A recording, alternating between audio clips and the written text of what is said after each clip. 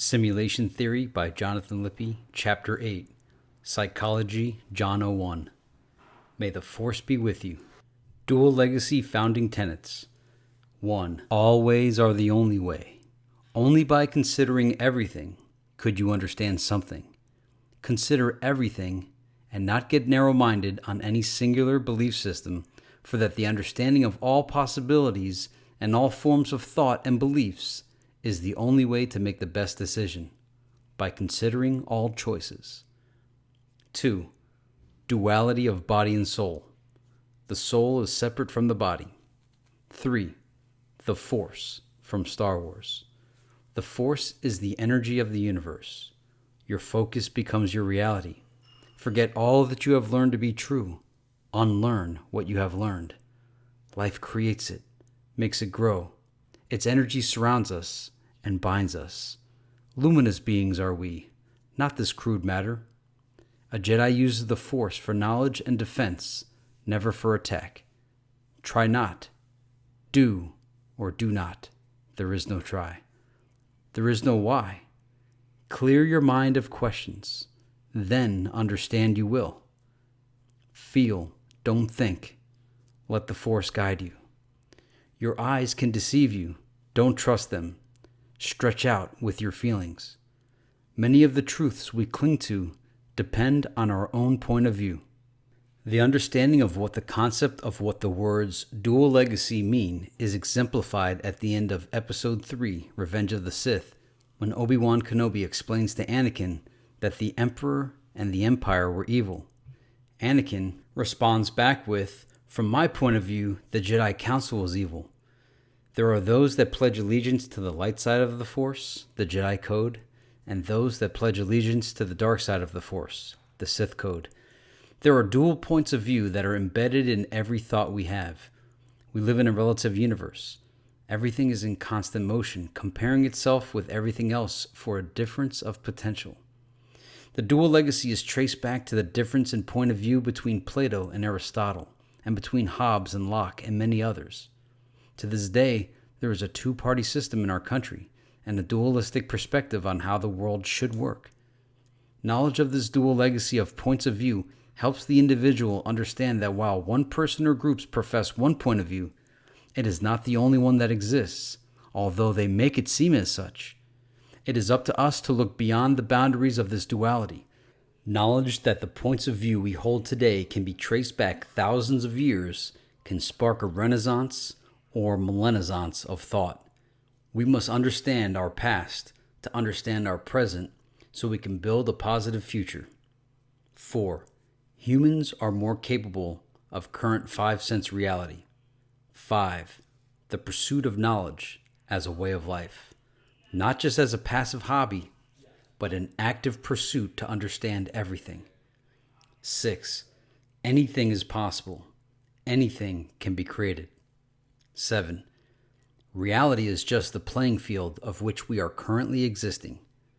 8. Multiple dimensions, frequencies, planes, realms all exist. 9. Our five senses cannot give us an accurate description of reality. Thus, our collective understanding of reality as humans should not be weighed with the same authority it has been in the past. Our humans, religion, science version of reality is inaccurate and incomplete and is only part of a bigger answer. 10. Quantum theory, string theory, chaos theory, the concepts. 11.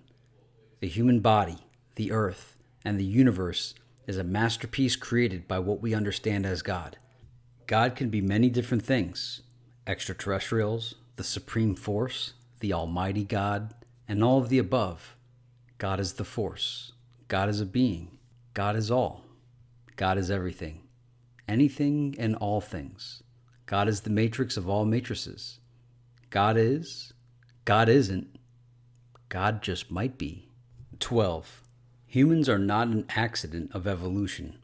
Humans defy the laws of natural selection and are the supreme creation of the universe with the potential of fully scalable upgrades to be experienced with advances in science. 13. One must have a relationship with the earth and nature. 14. Your brain is an organ. It is not your mind, soul. 15. Proverbs from the Bible. 16. The insights from the Celestine Prophecy Saga. The original 9 insights, told from a point of view that connects Celestine with Star Wars. Insight 1. There are no coincidences, just synchronistic events for your path in life. Insight 2. Understand where your worldview comes from by understanding the concepts of the past. Learn how reality was controlled by those in power, how they limited mankind's worldview for power. Learn about their methods of control, the suppression of truth, the ideologies of those that controlled, the effects upon the minds of the people of that control, and where we stand now.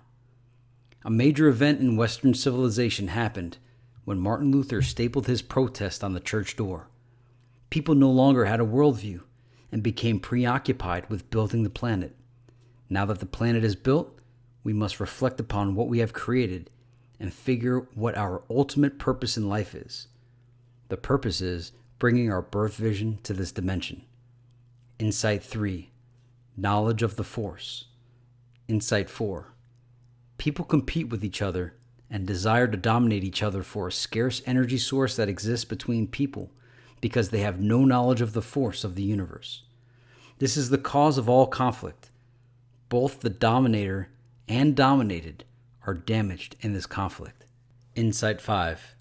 When you discover your path, you connect with the force and you use the force to guide you instead of manipulating others for energy. Insight 6. There are 4 main types of control dramas, methods of control: the intimidator, the interrogator, aloof, and poor me. Understanding your own control dramas and the dramas of others can help you overcome them, yourself and others. Insight 7. When you are cleared of these dramas, you can allow yourself to open up to the force and it will guide you on your path to destiny. Insight 8. Uplift and guide others who cross your path, as they will uplift you and guide you on your own path. Do not become dependent on other people. Learn how to feel the force flow in conversations and allow it to flow freely amongst all. Identify to people their own control dramas so they can overcome them. Insight 9. Automate the planet so we can live our lives as a spiritual quest instead of wasting our lives working. We can then focus on how to connect heaven to earth. Here are some basic concepts, insights, and ideas reinforced. Bringing our birth vision to this dimension is our human mission. Everything happens for a reason. Everything that happened to you in your life was all part of a bigger picture to shape you into the person you are. You have a soul group that watches over you. Conflict in this world is from people competing for a scarce form of energy from each other. This can be resolved from getting energy from the universe and nature, which is plentiful. Getting energy from the force. We need to create an automated society so we can have the time to reflect upon our existence and not be consumed with the preoccupation which leads to fear. Fear is the path to the dark side of the force. Thoughts manifest reality. We now know our thoughts create our reality. Positive and negative people generally have lives that match their outlook. What you think is possible becomes possible. Man thought we could go to the moon. Man went to the moon. Prior to man believing he could, he couldn't. How are we manipulated on a grand scale? If something is uneconomical or too expensive to develop, it doesn't mean it can't exist. Everything has been invented, just not implemented. If you knew you could manifest any reality you wanted, wouldn't you? You do. Your subconscious self-concept determines your projected reality. Your self-confidence is destroyed by design by society to prevent you from thinking you can achieve the impossible. We don't even need society to bring us down. We bring ourselves down by lacking self-esteem or motivation.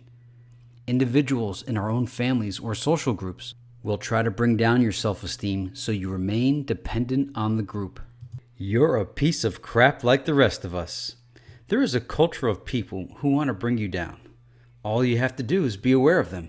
Anytime you try to do something good for goodness sake, they want to poop on what you did. You're not so special. You're a piece of crap like the rest of us. This translates into many different forms when someone tries to excel in life. The group usually tries to bring you down. Their value in life comes from their own personally perceived dominion over you. If you appear to start developing your own self-concept through expression and individual opinion, this threatens others from defining your reality, and their dominion becomes diminished. They lash out by undermining your achievement, by reminding you that you're still a piece of crap like all of us. You're not better. Just be aware of this and continue shining. Shine. Shine that shine. Positive energy activates constant elevation. The road isn't easy. There are bumps in the road. Don't give up. Accept it as a test from God or whoever you believe in. These tests are to shape you into a stronger person. Take in all of the obstacles and face it. Don't put it off for tomorrow. Face all the demons. Face it and move on. Have closure. Sacrifice. Every day is a sacrifice in your life. The more you sacrifice, the more you get in return. It really is amazing. Many people don't believe this because they really haven't sacrificed anything. Sometimes when they actually do sacrifice, they expect an immediate reward. They don't see the subtle reward they are bestowed with. Believe this, what goes around comes around. No sacrifice, no victory. Worldview. The media, the school system, politics, sports, religion, advertising, science, special interest groups, cultures, traditions, etc. create a version of reality that we all collectively subscribe to one way or the other. You are being hit from every angle with another person or group's version of reality. These are biased opinions, usually void of absolute truth, to get you to do what they want you to do instead of what you want to do. Agendas. The war for your mind. Mass media. Marketing manufactures false realities. An individual initially rejects the information because it conflicts with their reality, because it is absurd or offensive. However, after the advertisement is replayed over and over again through many different forms, print ads, billboards, TV and radio commercials, the individual forgets they initially rejected the idea and accepts it. Common sense can be bypassed through repetition.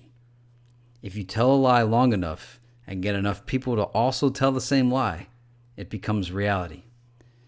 70% of information presented as news is actually paid press release campaigns written by public relations firms. That means 7 out of 10 items you hear about aren't actually news, but advertisements crafted as news. Whichever party holds the presidency, the extreme fringe of the opposite party is on TV a lot. For instance, during Clinton's administration, there were a lot of right-wing militia groups featured, as well as other right-wing groups. When Bush was president, all of the left-wing anti-war protesters and other left-wing groups were on all the time. Now that Obama is president, all I'm seeing is the fringe of the right again. It's nice that everyone is represented. Almost every time you see celebrities in the news, it is a publicity stunt and the actual events and stories are manufactured. The media are the modern-day illusionists. The media is a gigantic PR firm. When you see some stations labeled as paid programming, it is a joke. Every station is paid programming. When you see controversial topics on products such as the iPhone or RFID or implantable microchips, they are written by the companies that sell those products. They make the stories sound like there is a controversial angle to them, so you wouldn't believe they themselves wrote them. They manufacture the controversy. There was no controversy or anyone even caring until they created that care. Some television is good for society, I guess. Society doesn't make us aware of all of the techniques to play with your mind. No one tells us TV is a big lie because it is the mechanism to conform people and keep the peace. TV, religion, society, and money keep the peace. Status conferral. The job of the media is to advance the agenda of the gatekeepers. Status conferral is when the gatekeepers decide that a story becomes front and center news and gets shoved down our throat everywhere we go. Examples of this are Anna Nicole Smith, Britney Spears, Paris Hilton, Lacey Peterson, Elian Gonzalez, O.J. Simpson, Chandra Levy, Gary Condit, Joey Buttafuoco, Natalie Holloway, John Benet Ramsey, Kobe Bryant, Michael Jackson, Tim Hardaway, Chris Benoit, Don Imus, etc. NBC, CBS, ABC, and Fox carry these stories simultaneously. It almost seems like it's actually one company disguised as many. We in the media don't tell people what to think. We tell people what to think about.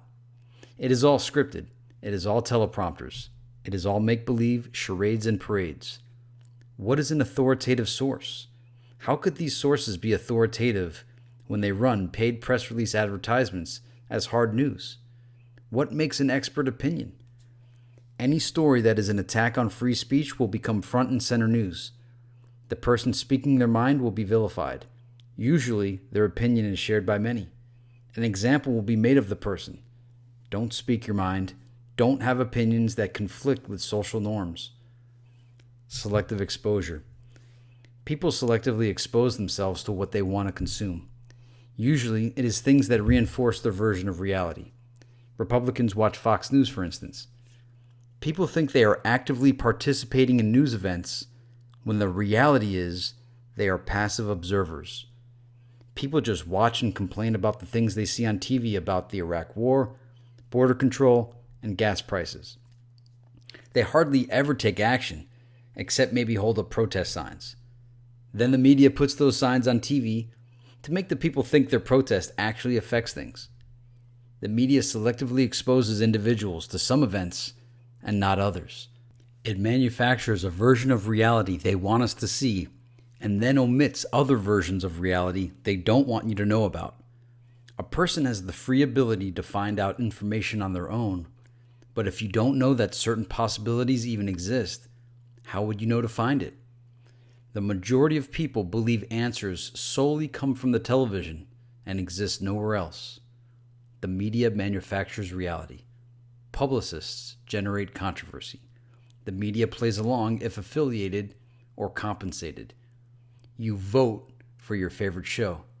You watch award shows of rich and famous people that don't need any more adoration than they already have received. The media, advertising, and marketing are giving the people exactly what they want. When I say media, I'm not exclusively talking about radio and television. I'm actually talking about society as a whole.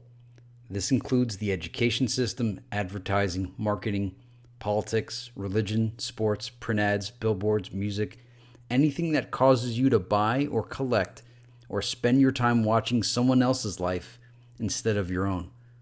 Anything that gets you involved in someone else's agenda instead of pursuing your own destiny. Want to know how to lose weight? Exercise.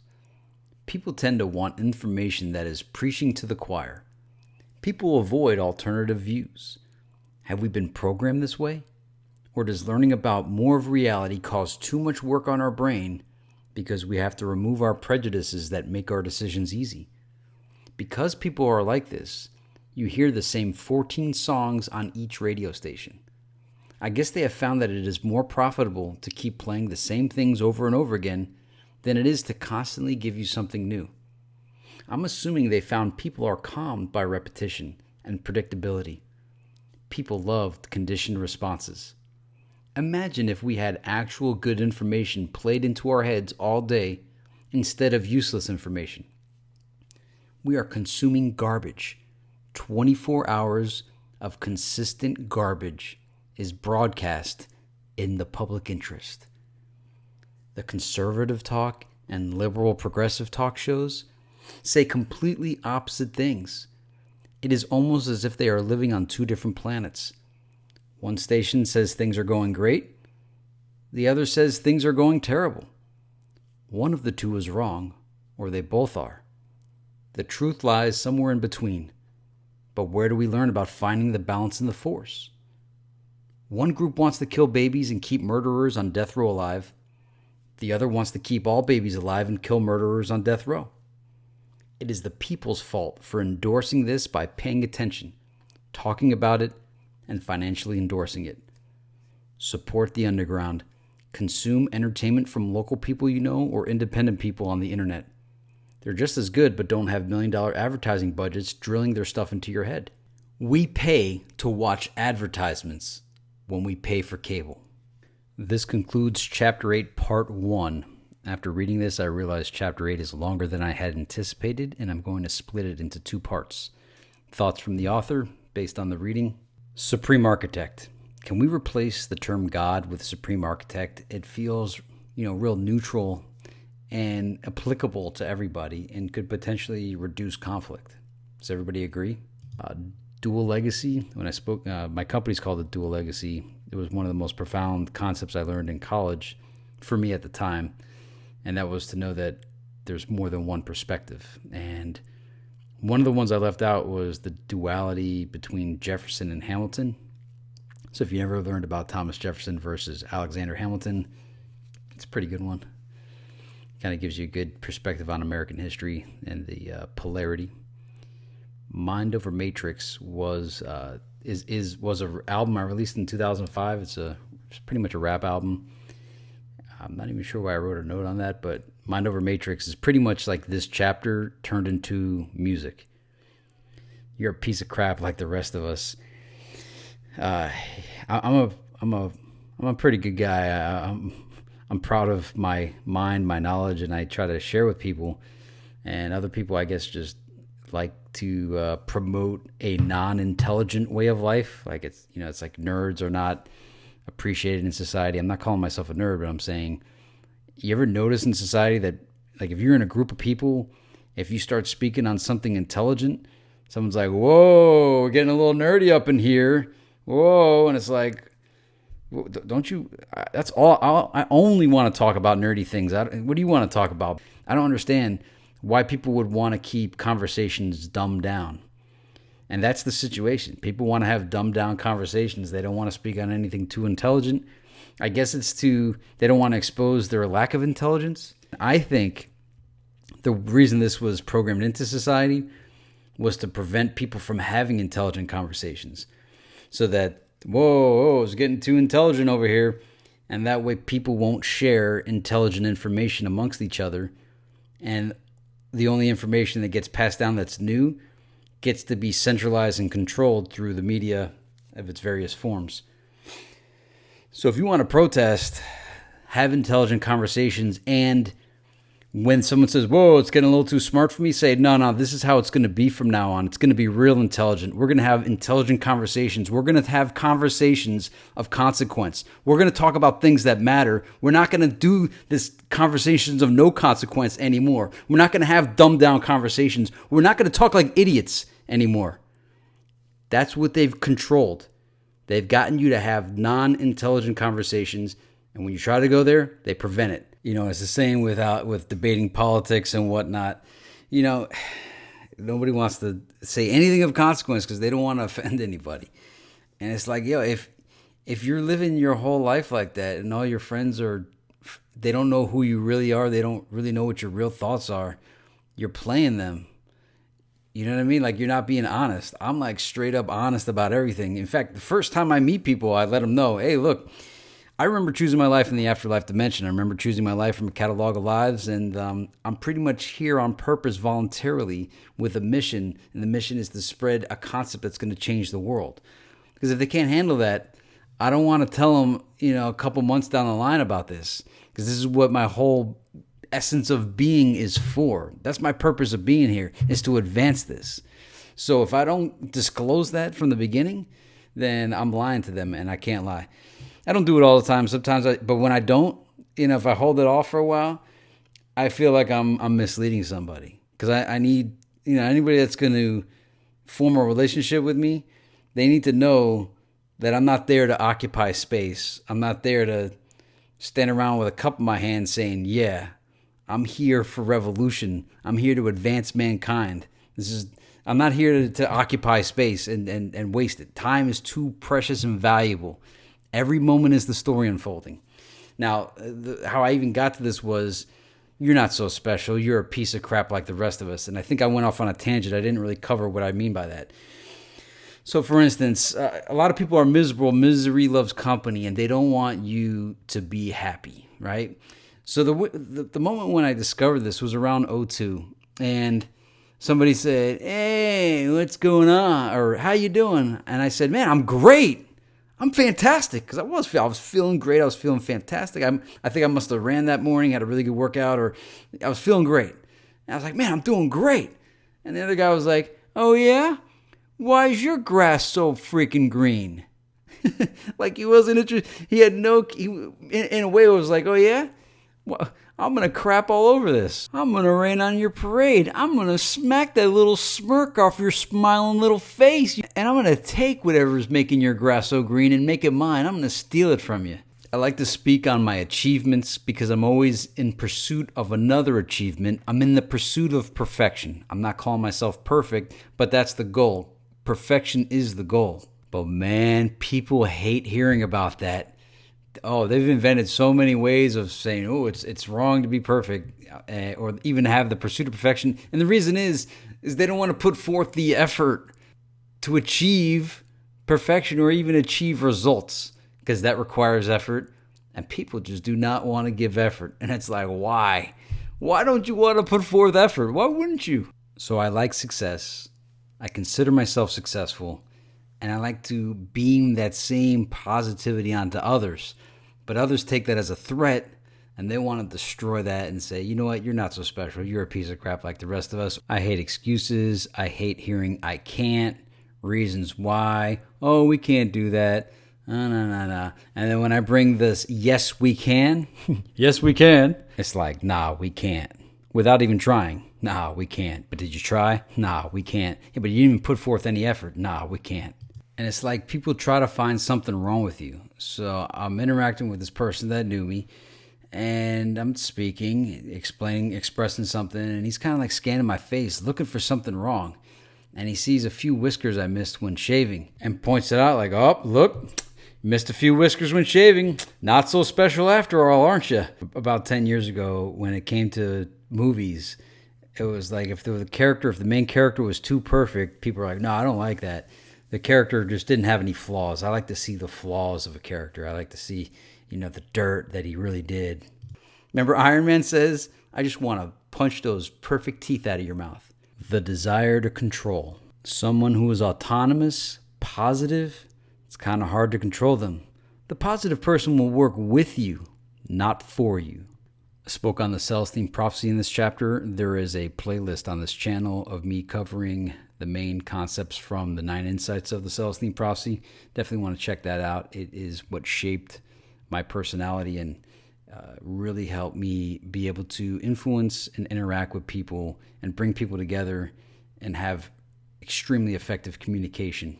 Sacrifice. I spoke on sacrifice in this chapter, and what I mean by that is planting seeds.